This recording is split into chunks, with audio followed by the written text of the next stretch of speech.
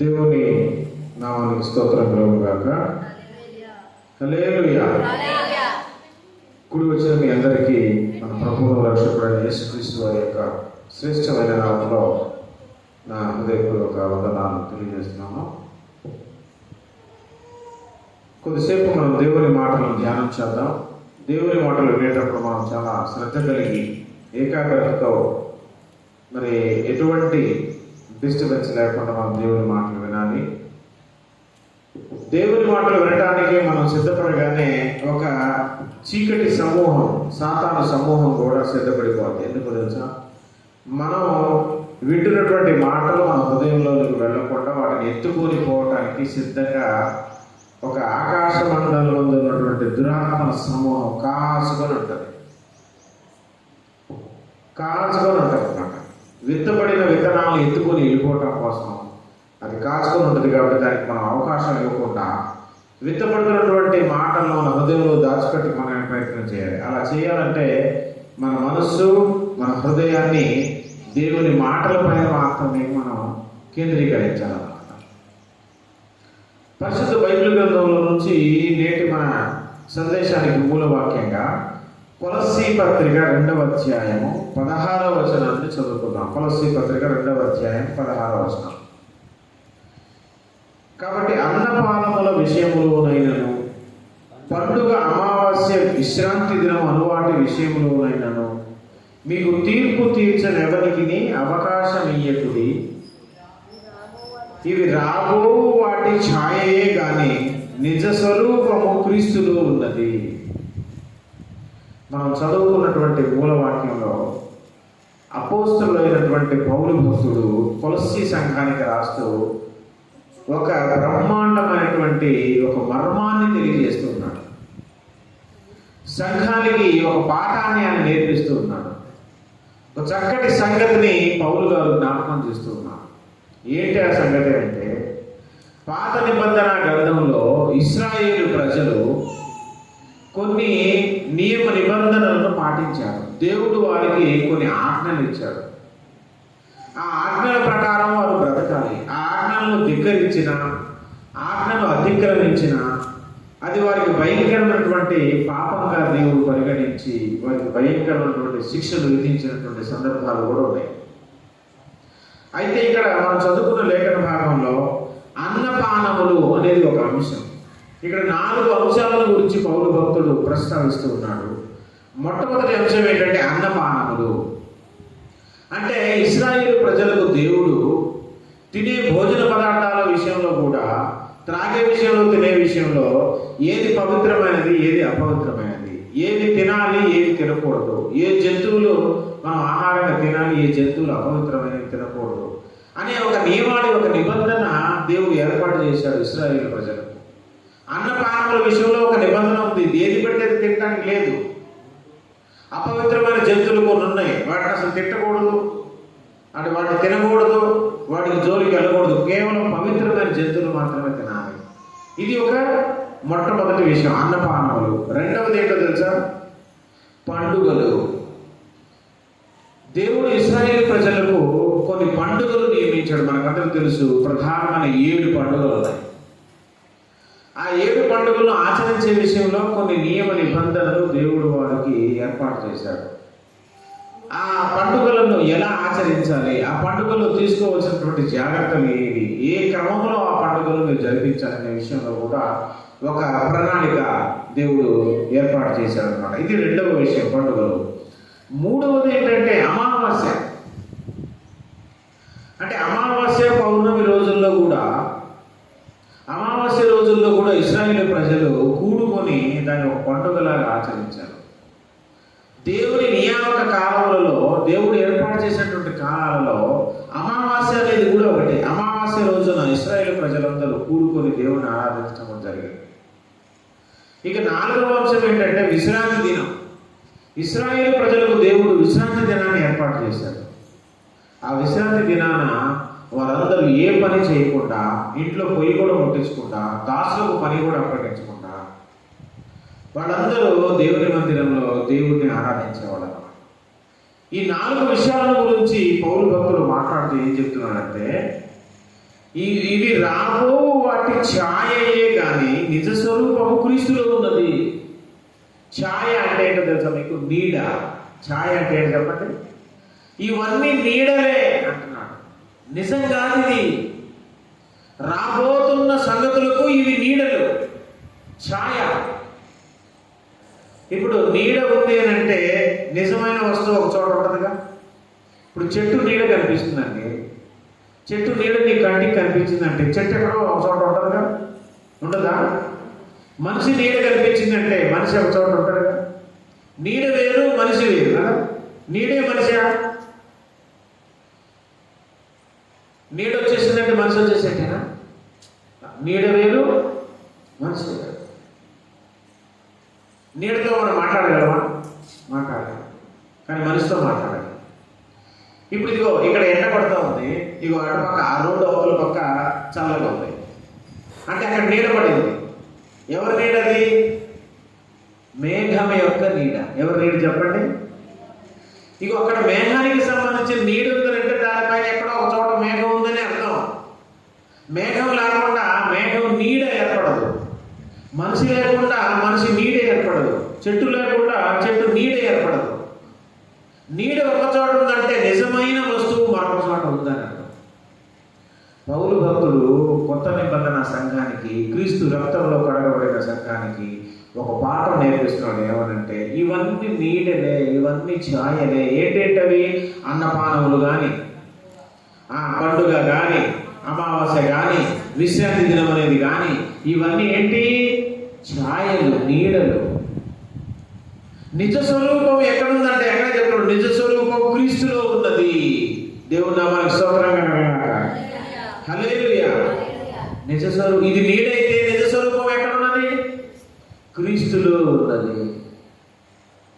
అంటే అమావాస్య క్రీస్తులో ఉన్నది, పండుగలు క్రీస్తులో ఉన్నాయి, విశ్రాంతి దినం క్రీస్తులో ఉన్నది, అన్నపానములు కూడా క్రీస్తులోనే ఉన్నాయి. పాత నిబంధన గ్రంథంలో అన్నపానములు, అమావాస్య, విశ్రాంతి దినం, పండుగలు నీడలైతే యేసయ్య వచ్చిన తర్వాత ఆ పండుగలు కానీ, ఆ అమావాస్యలు కానీ, ఆ విశ్రాంతి కానీ, ఆ అన్నపానములు కానీ అన్నీ క్రీస్తులోనే మనకు దొరుకుతాయి. క్రీస్తే మనకు సర్వస్వం, సమస్తం. ఇశ్రాయేలీయులాగా 7 పండుగలు మనం చేయాల్సిన అవసరం లేదు. మన పండుగలన్నీ క్రీస్తులోనే ఉన్నాయి. ఇశ్రాయేలీయులాగా విశ్రాంతి దినాన్ని, శనివారాన్ని, సబ్బాతు దినాన్ని మనం ఆచరించవలసిన అవసరం లేదు. ఎందుకంటే మన క్రీస్తే మన విశ్రాంతి అయి ఉన్నాడు. ఆ విశ్రాంతి క్రీస్తులోనే ఉన్నది. ఏవి అపవిత్రమైనవి, ఏవి పవిత్రమైనవో దేవుడు అన్నపానముల విషయంలో వాళ్ళు వేరుపాటు చేశాడు. కానీ మనకు నిజమైన ఆహారం, పరలోకం నుంచి దిగి వచ్చిన నిజమైన ఆహారం క్రీస్తే. క్రీస్తే మన ఆహారం అయి ఉన్నాడు. క్రీస్తే మన అన్నపానములు అయి ఉన్నాడు. క్రీస్తే నిజమైన విశ్రాంతి. విశ్రాంతి దినానికి నేను ప్రభువు అయి ఉన్నాను అన్నాడు. మన అసలైన విశ్రాంతి ఎవరో తెలుసా? యేసు ప్రభువే. నిజమైన వస్తువు వచ్చిన తర్వాత నీడతో పని లేదు. ఇక నీడతో పని ఎప్పుడు? నిజమైన వస్తువు రాక మనకు. నిజమైన వస్తువైన యేసయ్య మనకు వచ్చినప్పుడు సకల ఆశీర్వాదాలు మనకు యేసయ్యలోనే దొరుకుతాయి అన్నమాట. అయితే ఈ 4 విషయాలలో ఈరోజు మనం ధ్యానం చేయబోయే అంశం ఒకటే. ఎందుకంటే మనం కేవలం ఎప్పుడైనా అర్ధగంట మాత్రమే దేవుని మాటలు మనం ధ్యానం చేస్తాం కాబట్టి మనకున్న సమయం పరిధిని బట్టి మనం ఇప్పుడు ధ్యానం చేయబోయే ఈ 4 ఒకటే అంశం ఏంటంటే అమావాస్య. చెప్పండి, ఏంటది? అమావాస్య దినాన ఇశ్రాయేలు ప్రజలు దేవుణ్ణి ఆరాధించారు. కొమ్ము బూరలు దేవుడు. అయితే మన అసలైన అమావాస్య ఇప్పుడు ఎవరిలో జరుపుకోవాలి అని అంటే అమావాస్య రోజున మనం అందరూ ఏకంగా కాదు, క్రీస్తులోనే మన అమావాస్య ఉంది. అమావాస్య అంటే కటిక చీకటి. తెలుసు కదా మీకు? అమావాస్య అంటే ఏంటంటే కటిక చీకటి. కటికమైన చీకటిని ఎవరైనా ప్రేమిస్తారా? కటికమైన చీకటిని ఎవరైనా ఇష్టపడతారా? అమావాస్య అంటే కటికమైన చీకటి. అమావాస్యని ఇంగ్లీష్లో ఏమంటారు తెలుసా? న్యూ మూన్ అంటారు. అమావాస్యని ఇంగ్లీష్లో ఏమంటారు? న్యూ మూన్ అంటే పౌర్ణమి అని అర్థం. అంటే సూర్యుడు, అది కటిక చీకటి. అమావాస్య అంటే అర్థం ఏంటంటే చంద్రుడు నూతనంగా వృద్ధి చెందినటువంటి సమయం అని అర్థం. ఇక అమావాస్య తర్వాత రాబోయేది ఎవరు? ఆ కటిక చీకటి తర్వాత రాబోయేది ఎవరు అంటే చంద్రుడు. చంద్రుడిలో నూతనంగా వెలుగు వృద్ధి చెందే సమయం అని అర్థం. అందుకే దాన్ని న్యూ మూన్ అన్నారు. అది చీకటికి అంతమైతే వెలుగుకు ప్రారంభం అన్నమాట. చంద్రుడు రావడానికి ప్రారంభం అన్నమాట. మనకందరికీ తెలుసు, చంద్రుడు ఇప్పుడు నెలకు 30 రోజులు కదా. 2 పక్షాలు ఉంటాయి, నెలకి 2 పక్షములు. ఒకటి కృష్ణపక్షము, ఇంకోటి శుక్లపక్షము. కృష్ణపక్షము అంటే చీకటి, 15 రోజులు చీకటి, 15 రోజులు వెలుగు ఉంటుంది. 15 రోజులు వెలుగుని దాన్ని ఏమంటామంటే శుక్లపక్షము. 15 రోజులు చీకటిని ఏమంటారంటే కృష్ణపక్షము. కృష్ణ అంటే చీకటి, నలుపు అని అర్థం. అంటే నెలలో 15 రోజులు చీకటి ఉంటుంది, 15 రోజులు వెలుగు ఉంటుంది. 15 రోజులు చంద్రుడు కనిపిస్తాడు, 15 రోజులు చంద్రుడు కనిపిస్తాడు. అమావాస్య కటిక చీకటి అంటే నూతనంగా మరలా చంద్రుడు వృద్ధి చెందే సమయం అని అంటాం. ఏ సినీ కవి కవితలు రాసే, సినిమా కవితలు రాసే కవీశ్వరులు ఎవరు తీసుకున్నా కూడా చీకటి గురించి వర్ణించి రాసిన కవి ఒకరు కూడా లేడు. చీకటి ఇంత అందంగా ఉండను, చీకటిలో ఎంతో ఆనందకరంగా ఆహ్లాదకరంగా ఉండును, చీకటి చాలా సంతోషంగా ఉండును, చీకటి చూడటానికి చాలా అందంగా కనిపించను, అలా ఏ కవి రాయలా. ఏ కవి అయినా దేని గురించి రాశారంటే చంద్రుని కాంతి గురించి రాశాడు, చంద్రుని అందం గురించి రాశాడు. చంద్రుని రాత్రి, ఆ వెన్నెల రాత్రిని గురించినటువంటి ఆ చల్లదనాన్ని గురించి, ఆ అందాన్ని గురించి కవులు పొగిడారు.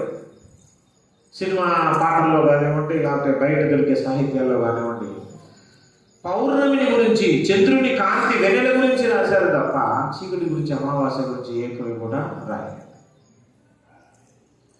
ఇక్కడ అమావాస్య క్రీస్తులో ఉన్నది. క్రీస్తే మన అమావాస్య అంటే, క్రీస్తులో ఉన్న అమావాస్య ఏంటి అని అంటే, అమావాస్యకి ఇంకొక మాట ఏం చెప్పాను నేను, చంద్రుడు నూతనంగా వృద్ధి చెందే సమయం అన్నమాట. ఇక్కడ చంద్రుడు ఎవరికి సూచన అంటే సంఘానికి సూచనగా ఉంది.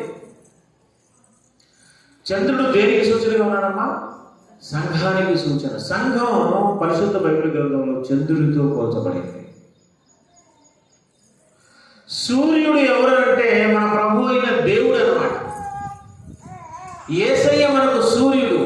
ఇప్పుడు చంద్రుడు ఇచ్చే కాంతి తన స్వయం ప్రకాశ కాంతి కాదు, తెలుసుగా. చంద్రుడి నుంచి లైట్ రాదు. సూర్యుడి నుంచి వచ్చే వెలుగు చంద్రుడి మీద పడితే చంద్రుడి నుంచి మన మీద ఆ వెలుగు ప్రసరించబడతా ఉన్నాం. ఇప్పుడు సూర్యుడి నుంచి అద్దం మీద ఆ సూర్యకిరణాలు పడి అద్దం నుంచి రిఫ్లెక్ట్ అయ్యి మన ముఖం మీద పడినట్టుగా సూర్యకాంతి కిరణాలు చంద్రుడి మీద పడినప్పుడు చంద్రుడి నుంచి వచ్చే ఆ చల్లదనం మన మీద పడుతుంది. సూర్యుడు లేకపోతే చంద్రుడి మీకు వెలుగు ఉండదు. సూర్యకిరణాలే చంద్రుడి మీద పడి చంద్రుడి నుంచి లోకం మీద పడాలి. ఇక్కడ సూర్యుడు ఎవరికి పోలిక అంటే మన దేవుడు యేసుప్రభువు వారికి పోలిక. చూడండి ఒకసారి, మరి కీర్తనల గ్రంథం 84వ కీర్తన 11వ వచనం. కీర్తన గ్రంథం 84:11 చూడండి.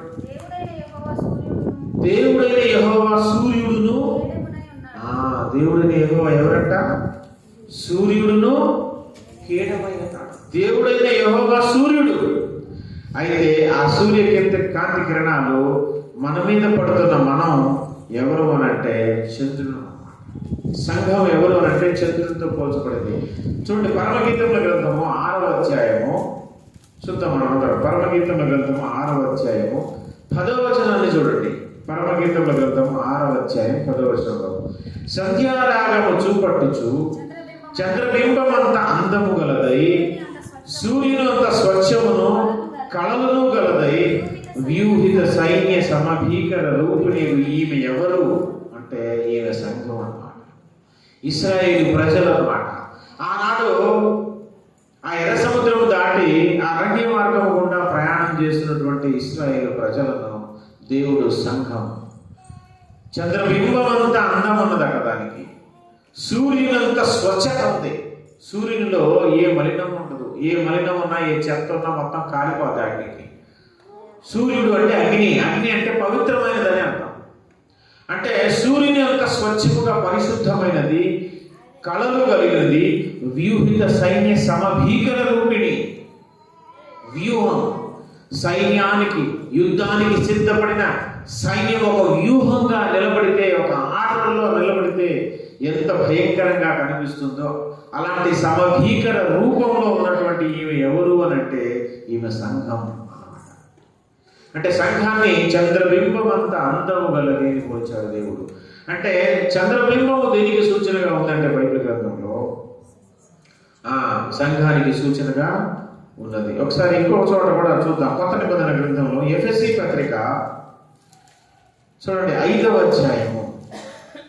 ఎఫెసీ పత్రిక 5వ అధ్యాయము చూడండి, 8వ వచనం చదువుతాం. మీరు పూర్వము చీకటి అయి ఉండిరి, ఇప్పుడైతే ప్రభువునందు జాగ్రత్త. అమావాస్య అంటే చీకటి, కటిక చీకటి. అదే రోజు నూతనంగా వృద్ధి చెందుతున్నటువంటి చంద్రబింబానికి సమానం. అదే మొదటి రోజు అని చెప్పాము. అంటే వృద్ధి చెందటం అంటే చంద్రుని వెలుగు కాంతులు ప్రసరించే దినం అన్నమాట.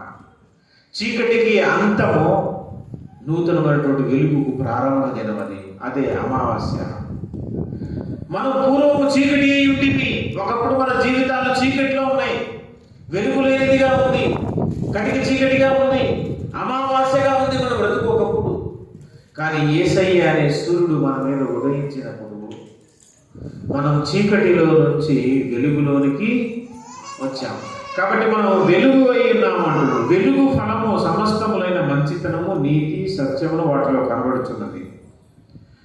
గనుక ప్రభువుకి ఏది ప్రీతికరమైనదో దాన్ని పరీక్షించచ్చు, వెలుగు సంబంధుల వలె నడుచుకొనుడి అని చెప్తూ 14వ వచనంలో చెప్తున్నాడు చూడండి. అందుచేత నిద్రించుచున్న నీవు మేల్కొని మృతుల్లో నుండి లేవు, క్రీస్తు నీ మీద ప్రకాశించునని. ఆయన మన మీద ప్రకాశించేది ఎవరండి? క్రీస్తు. క్రీస్తు మన మీద ప్రకాశించినప్పుడు చీకటిలో ఉన్న నీవు, నిద్రించుచున్న నీవు, నిద్రావస్థలో ఉన్న నీవు మేల్కొని మృతు స్థితి నుంచి నువ్వు లేవాలి. చీకటి అంటే పడిపోయినటువంటి స్థితి అన్నమాట, నిద్రపోయినటువంటి స్థితి అన్నమాట, మత్తులమైనటువంటి స్థితి అన్నమాట, మృత స్థితి అన్నమాట. ఆ మృత స్థితికి అంతము కలగబోతుంది. నీ క్రీస్తు నీ మీద ప్రకాశించబోతున్నాడు.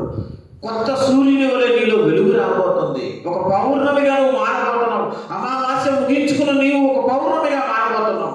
క్రీస్తు నీ మీద ప్రకాశిస్తున్నాడు.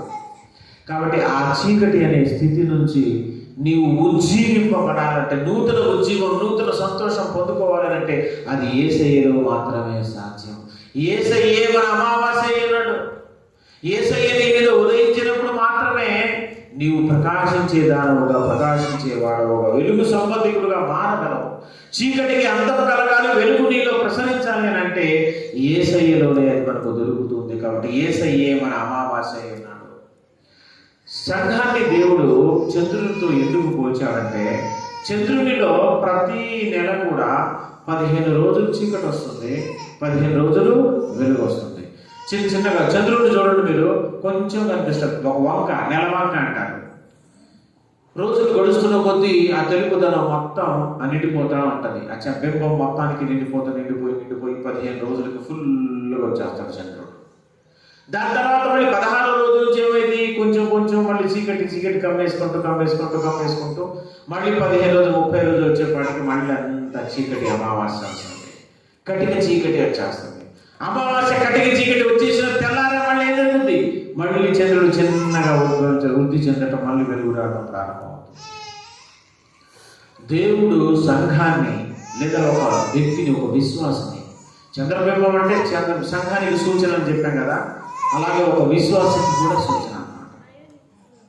అందుకే సంఘానికి ఎప్పుడు సుఖమే ఉండదు, కొన్నిసార్లు కష్టాలు కూడా వస్తాయి. నీ బ్రతుకులో ఎప్పుడు వెలుగే కాదు, చీకటి దినాలు కూడా వస్తాయి. నీవు పడిపోయే దినాలు వస్తాయి, నీకు శ్రమలు వస్తాయి, హింసలు వస్తాయి. సంఘాన్ని మన లోక చరిత్రలో, బైబిల్ గ్రంథంలో సంఘం ప్రారంభమైనప్పటి నుంచి చూడండి మీరు, సంఘానికి ఎన్ని కష్టాలు వచ్చినాయో, సంఘానికి ఎన్ని బాధలు వచ్చినాయో. కొన్నిసార్లు సంఘంలో ఉన్నటువంటి భక్తులను దేవుని సువార్త ప్రకటిస్తున్న వారిని చంపేశారు, నరికేశారు, తలకిందులుగా సిలువలేశారు, శిరఛేదనం చేశారు. సంఘం ఎన్నో శ్రమల గుండా ప్రయాణం చేసింది. సంఘ చరిత్ర చదవండి మీరు. సంఘ చరిత్రలో చూస్తే ఎంతో మంది ప్రాణత్యాగం చేశారు. అంటే కొన్ని రోజులు చీకటి, కొన్ని రోజులు వెలుగు, కొన్ని రోజులు చీకటి, కొన్ని రోజులు వెలుగు మన బ్రతుకులో ఉంటాయి. కాబట్టి దేవుడు మనల్ని చంద్రుడితో పోల్చాడు. కాబట్టి ప్రియమైన సహోదరి సహోదరుడా, నీ జీవితంలో, నీ వ్యక్తిగత జీవితంలో లేకపోతే నీ సంఘంలో చీకటి అలముకునే రోజులు కూడా వస్తాయి.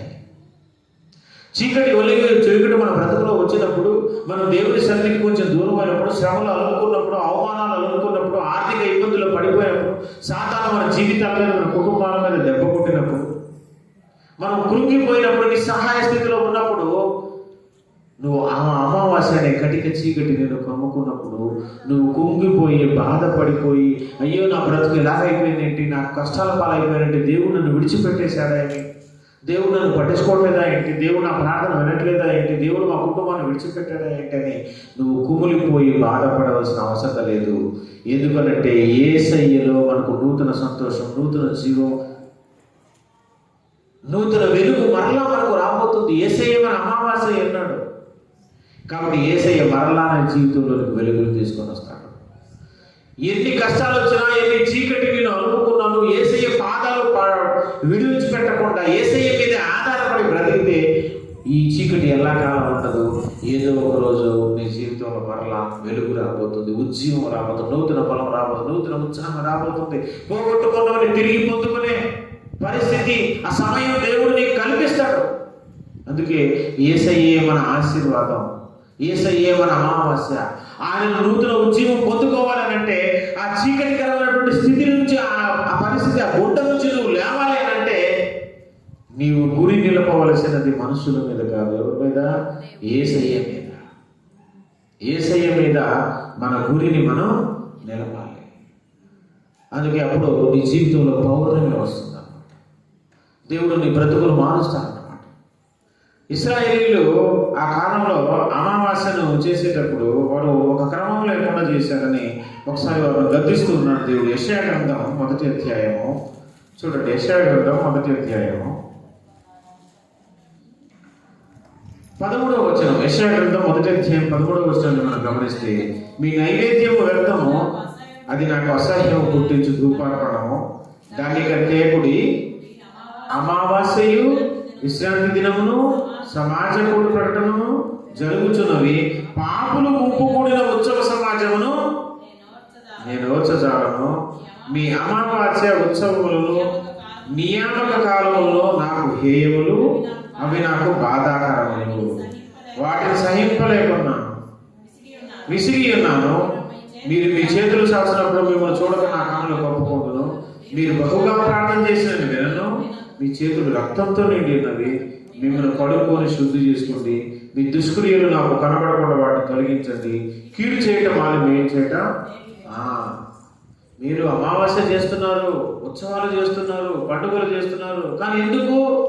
నాకు వద్దయి, మీ ప్రార్థన నేను వినను, మీ పండుగలు నాకు వద్దు. మీరు బాగా ప్రార్థన చేసినా విన్ను, నా కన్నులు కప్పుకుంటాను, మీ వైపు చూడను నేను. ఎందుకంటే మీరు పాపులుగా కలిసి గుంపు కూడి ఆ ఉత్సవాలు చేస్తున్నారు. ఎవరికి కావాలి అది? నీ బ్రతుకు మారకుండా, నీ జీవితం మార్చుకోకుండా, నీ మాటలు, నీ ప్రవర్తన మార్చుకోకుండా నీ ఉత్సవాలు ఎవరికి కావాలి? నీ విశ్రాంతి దిన పండుగలు ఎవరికి కావాలి? నీ అమావాస్య పండుగలు ఎవరికి కావాలంటున్నాడు దేవుడు. అసలు మీరు పట్టించుకొని మీ ప్రాణాలు విననంటున్నాడు. మీరు మొట్టమొదటి పండగ కాదు, మొట్టమొదటి మీరు ఏం చేయాలంటే మిమ్మల్ని కడుగుకొనడి, శుద్ధి చేసుకొనుడి. మీ దుష్క్రియలు నాకు కనబడకుండా వాటిని తొలగించేసేయండి. కీడు చేయటం మానండి, మేలు చేయటం నేర్చుకోండి. అప్పుడు నాకు పండుగ చేయండి, అప్పుడు నేను వాటిని అంగీకరిస్తాను అంటున్నాడు దేవుడు. కాబట్టి ప్రియమైన సహోదరి సహోదరుడా, మన అమావాస్య, నిజమైన అమావాస్య ఎవరిలో ఉందంటే క్రీస్తులో ఉంది. నీ జీవితానికి, నీ కుటుంబానికి, నీ బ్రతుక్కి చీకటి ఎలవుకుందని బాధపడాల్సిన, కృంగిపోవాల్సిన అవసరం లేదు. మన బ్రతుకులో వెలుగు ఉదయించే రోజు మరలా వస్తుంది. అది ఆ నిరీక్షణ కలిగి మనం యేసయ్య పాదాలు విడవకుండా ఆయన మీదే ఆధారపడే విశ్వాసం ఉంచి ఆ రోజు కోసం ఎదురు చూడాలి తప్ప, అలా చూసేవాడే నిజమైన క్రైస్తవుడు, నిజమైన విశ్వాసి. ఎందుకంటే నీ జీవితంలో చీకటి అనేది వస్తుందని దేవుడు ముందే చెప్పాడు కదా. ఎప్పుడూ ఆనందం, ఎప్పుడూ సంతోషమే కాదు. కొన్నిసార్లు మన పరీక్ష కోసం మనం చేసిన తప్పులను బట్టి శిక్ష వస్తుంది. కొన్నిసార్లు మనం ఏ తప్పు చేయకపోయినా దేవుడిలో నిలకడగా, నిర్దోషములుగా, పరిశుద్ధులుగా, నీతిమంతులుగా బ్రతుకుతూ ఉన్నా కూడా కొన్నిసార్లు మనల్ని పరీక్షించటానికి దేవుడు కొన్ని శ్రమలను మన జీవితంలో అనుమతిస్తాడు. కొన్ని కష్టాలు వస్తాయి. కష్టాలు వచ్చినట్టు మాత్రం మనం తప్పు చేసినట్టు కాదు. మనల్ని పరీక్షించాలి. ఇప్పుడు యోగు ఏ పాపం చేశాడని కష్టాలు వచ్చినాయి? మన విశ్వాసానికి పరీక్ష ఉంటుంది, మర్చిపోవద్దు. ఇప్పుడు స్కూల్లో నెలకోసారో 2 నెలలకోసారో పరీక్ష పెడతారా పెట్టరా? దేనికోసం పెడతారు పరీక్ష చెప్పండి? వాడు చదువుకున్న చదువు వాడికి ఎంతవరకు పంపింది, ఎంతవరకు చూడకుండా రాయగలుగుతున్నాడు, ఎన్ని అక్షరాలు వచ్చినాయి, ఎన్ని ప్రశ్నలు వచ్చినాయి, వాడిలో ఎంత జ్ఞానం వాళ్ళు ఉంది తెలుసుకోవడం కోసమే కదా పరీక్షలు పెట్టి. మీ పిల్లల్ని స్కూల్లో జాయిన్ చేసిన తర్వాత సంవత్సరం గడిచిన ఒక్క పరీక్ష కూడా పెట్టలేదు అనుకోండి, మీరు అడుగుతారా? అడగరా?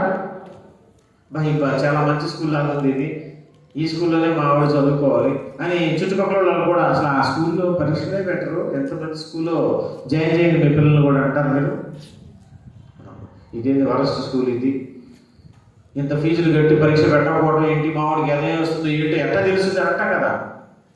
మరి నీ విశ్వాస జీవితానికి, నీ ప్రార్థనా జీవితానికి, నీ యథార్థతకు, నీ ఓపికకు పరీక్ష ఉంటుంది. పరీక్షలు అప్పుడప్పుడు జరుగు పెడతా ఉంటాడు దేవుడు. మరి పరీక్ష పెట్టకపోతే ఇప్పుడు నేను చాలా మంచిదానండి, నేను ఎప్పుడు అబద్ధాలు ఆడనండి, నేను ఎప్పుడు సత్యమే పలుకుతానండి అని అందరికీ చెప్తున్నావు. గ్యారెంటీ ఏంటి? రుజువు ఏంటి? నువ్వు ఎప్పుడు సత్యమే పలుకుతావు, అబద్ధం ఆడవని రుజువు ఏంటి? ఎట్లా? నువ్వు నోటితో చెప్పేసి సరిపోయిందా? ఇప్పుడు నేను కూడా డబ్బా కొట్టుకోవచ్చు, నేను చాలా మంచోడిని, చాలా పరిశుద్ధుని. ఎట్లా? దాని రుజువు ఏంటి? చూపించు. విశ్వాసం ఉండే క్రియలేవి? విశ్వాసం లేని క్రియ, అదే క్రియలు లేని విశ్వాసము మృతమైనదని దేవుడు చెప్తున్నాడు. నువ్వు అబద్ధాలు ఆడవు అనే విషయం ఇప్పుడు నువ్వు నిరూపణ కావాలంటే ఒక అబద్ధాన్ని నువ్వు చెప్పే పరిస్థితిని క్రియేట్ చేయాలి, అక్కడ సృష్టించాలి. ఒక భయంకరమైన పరిస్థితి నీకు కల్పించాలి. అక్కడ ఖచ్చితంగా నువ్వు అబద్ధం ఆడి. ఇప్పుడు నీ పిల్లోడు దొంగతనం చేశాడు, వాడు దొంగతనం చేశాడని నీకు చెప్పేశాడు, పంచాయతీ పెట్టారు. ఆ దొంగతనం చేసిన ₹1,00,000 దండగేద్దామని ఊళ్ళో పెద్దలు మాట్లాడుకుంటున్నారు. ఈ విషయం నీకు తెలిసింది. ఇప్పుడు మీ ఓడు మా వాడు నిజమే సార్, మా వాడు దొంగతనం చేశాడని అని నువ్వు 10 మందిలో వెళ్ళి పంచాయతీలో చెప్పాలి.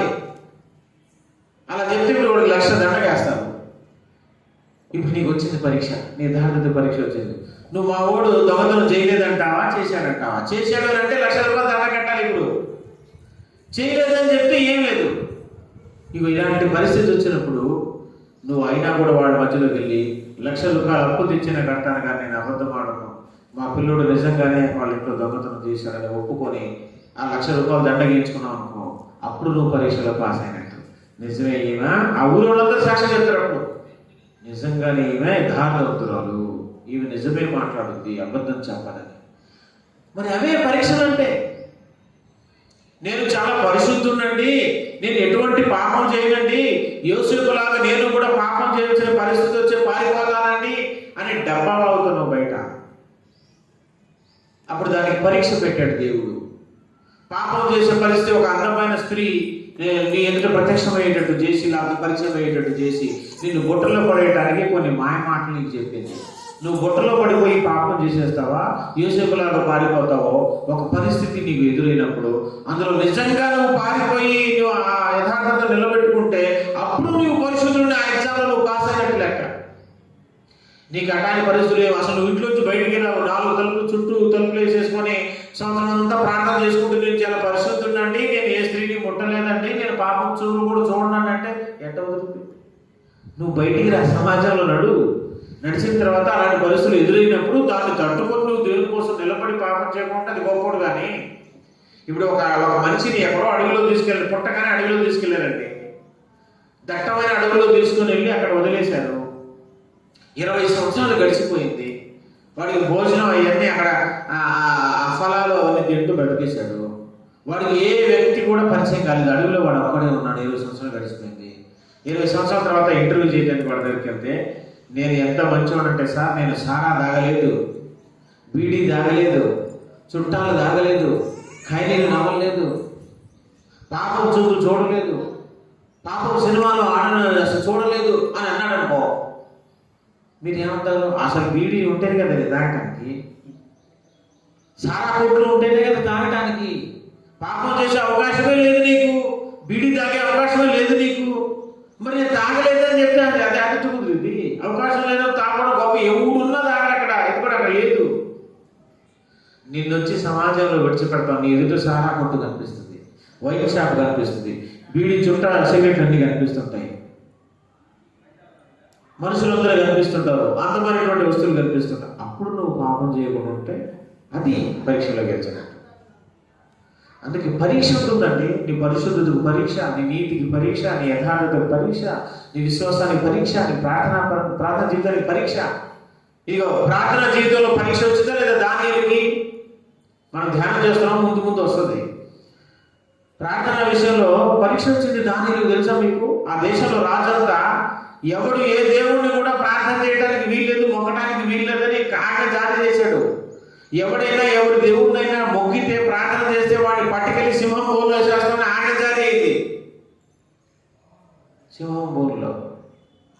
కానీ నేను 3 సార్లు ప్రార్థన చేసి అలవాటు ఉంది సార్ నాకు, నా దేవుడికి నన్ను చంపేసినా సరే, ఎత్తుకెళ్ళి ఆ సింహాల బోన్లో వేసేసినా సరే నేను ప్రార్థన మానను అని దానియేలు మోకరించి ప్రార్థన చేశాడు. వాళ్ళు వచ్చి పట్టుకుని వెళ్ళి బోన్లు వేస్తాడు. పరీక్షలు గెలిచాడు లేదా? ప్రాణం తెగించి ప్రాణం పోగొట్టుకోవడానికి ఇష్టపడ్డాడు, కానీ ప్రార్థన ఇది ప్రార్థనా జీవితంలో పరీక్షను గెలవడం అంటే ఇది. వేరే బొమ్మను మొక్కమంటే మేము ప్రాణం ఇచ్చేస్తాం యేసయ్య కోసం, అంతేగాని నీ బొమ్మను మేము మొక్క అవసరానికి అగ్నిగుండంలో పడేసి వెళ్ళిపోతాం ఉన్నారు. శత్రుఘ్న అది పరీక్షలో గెలవడం అంటే. ఇట్లాంటి పరీక్షలు నీ జీవితంలో నా జీవితంలో వస్తాయి, చీకటి రోజులు మన బ్రతుకులో వస్తాయి. మనం కృంగిపోకుండా యేసయ్య పాదాల మీద పడి, యేసయ్య మనకు ఏదో ఒక రోజు పౌర్ణమి మన జీవితంలో రాబోతుంది, మన జీవితంలో వెలుగు రాబోతుంది, వెలుగు వృద్ధి కాబోతుందని నిరీక్షణ కలిగి ఎదురు చూడటమే అసలు సిసలైన అమావాస్య. ఆ అమావాస్య మనకు యేసయ్యలో ఉంది. కాబట్టి కష్టాలు వచ్చినప్పుడు, బాధలు వచ్చినప్పుడు దేవుడిని విడిచిపెట్టకుండా దేవుని మీదే ఆధారపడి మంచి రోజులు వస్తాయని ఎదురు చూసి నిరీక్షణ కలిగి బ్రతకటమే క్రైస్తవ జీవితం. అట్టి కృప దేవుడు మనకందరికీ అనుగ్రహించును గాక. ఆమేన్.